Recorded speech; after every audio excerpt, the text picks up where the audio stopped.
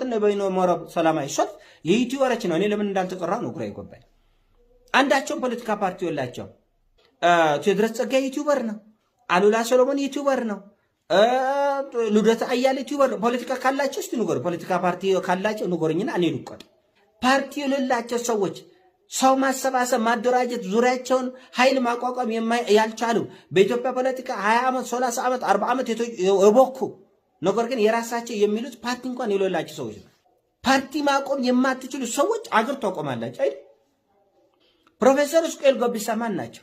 በትናንትና ሰላማዊ ሰልፍ ላይ የተገኙ ፕሮፌሰር እስቄል ጎቢሳ ስለ ኢትዮጵያና ስለ ኢትዮጵያዊነት፣ ስለ አማራነት፣ ስለ ኦሮሞነት፣ ስለ ትግሬነት ምንድን ነው የሚያስቡት? አናውቃቸውም አይደል? በቃ እናንተ አራዳ ናቸው።